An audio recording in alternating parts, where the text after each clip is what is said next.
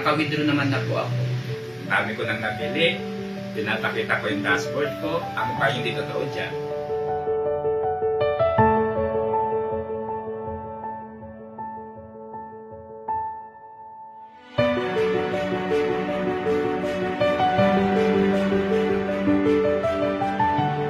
Take 1, 3, 2, 1.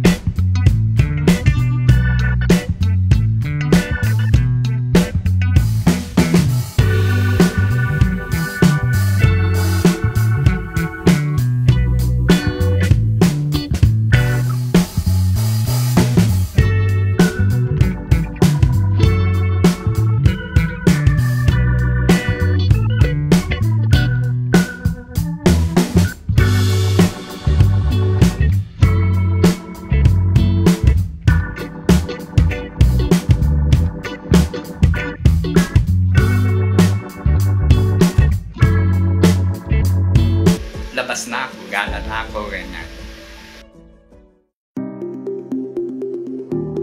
Actually, nag-start lang siya 2 weeks ago. Every weekdays, 8 o'clock ng gabi. To cater din yung mga nasa ibang bansa. Kasi ang goal kasi natin, kapag lahat ng seller, whether they are my affiliates or not, kapag naging successful sila, magiging successful ako at magiging successful ang Sitaw. Parang routine ko na yan, magsesend ako ng mga tips and strategies through email. Yun yung mga support system na ibinibigay ko dun sa mga affiliates ko, including yung pinaka-tracker, Excel tracker ng products. Hello, good morning. I'm Richard Mabato, 38 years old, owner of Vipers Printing, located in Quezon City. Si Professor Vincent, nakilala ko siya 12 years ago. So, sa business pa din, dahil ako as a printing owner, nag-aalok ng mga services namin. So, na-meet ko siya sa Arellano University. Si Sir Vincent kasi, siya yung tipong tao, pag nakita mo, ang dali lang makibagay kahit kanino. So, kaya parang nung nagkita kami, naging mag-business partner, parang kaibigan, parang family na lang ang turingan namin. Kanina si Sir Richard, no? As in, ang dami namin pinagsamahang negosyo. Gagasto siya ng 100,000. Sabi niya ganun, pre, maganda tong negosyo to. Ako naman, sige, magkano ba yan? Madali lang to, Sitaw. Sabi niya kayo na gumawa siya nung una, pero sabi niya ayoko niyan. Eh nung siguro yung mga yung mga lately na inaraw-araw kong pagsasend sa kanya nung kinita ko, gumawa na rin siya ng account. So, yun yung kaya nagustuhan na rin niya. Siyempre, pag kaibigan mo nag-offer, kahit parang ayaw mo dahil yun lang nga. So, hindi, okay to, maganda to. Ayun, sabi ko, sige, tignan ko. That time, nung nakita ko na, uy, nagbabakasyon to ah. Sabi ko, pre, magkano nakikita mo ngayon? Parang gano'n. Tapos, nung sinend niya sa akin, patingin nga, punta dito, tignan ko yung account mo, kung totoo ba talaga may withdrawals ka, mayroon kang ganito, gana. Binuksan niya sa computer live.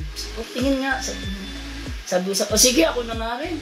Sabi ko, kasi syempre, ano na yun business na rin So, small amount, mag-umpisa ako sa small amount. Tapos, malay mo, matutunan ko talaga. Maganda kasi yung nakakapag-share ka ng mga insights mo mapapakinabangan mo yung skills mo, yun yung talagang career. Yun yung forte ko. Bakit hindi ko i-share? Nung naging partner naman ako, mas lalong napaganda kasi nga mas lalo ko naisip, ay mas maganda pala yung effort ko sa pagiging seller ko. Parang kailangan kong doblehin kasi parang mas magandang, you have to prove na kaya mong i-guide yung mga affiliates mo. So, yung mga una kong binili, syempre yung scooter for PWD kasi para kapag nagmo-mall ako, meron akong scooter. Sumunod ay bumili ako ng mga smart TV. Tapos syempre yung aking mga kagustuhan ko, mga gadgets. Tapos yung actually pati yung tour namin sa Cebu Bohol. Yun din ay pinaghandaan, galing din yung kay Sitaw.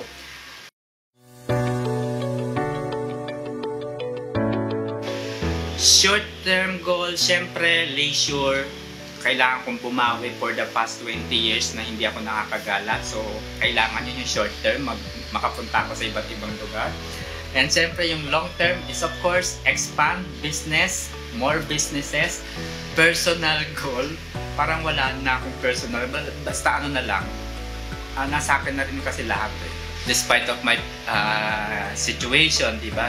Daig ko pa yung mga ibang ang lalaki ng katawan. Di ba?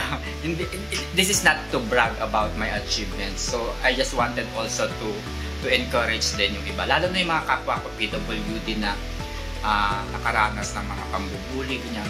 Actually, when I started here in Manila, tumira ako sa Riles ng tren para lang makagraduate ako for the past 4 years. Hindi ako lumabas, kapitbahay ko lang ng SM.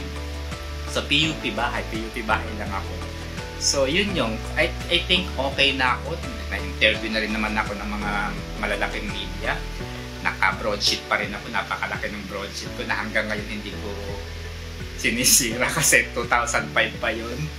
So, I think wala nang siguro enjoyment na lang.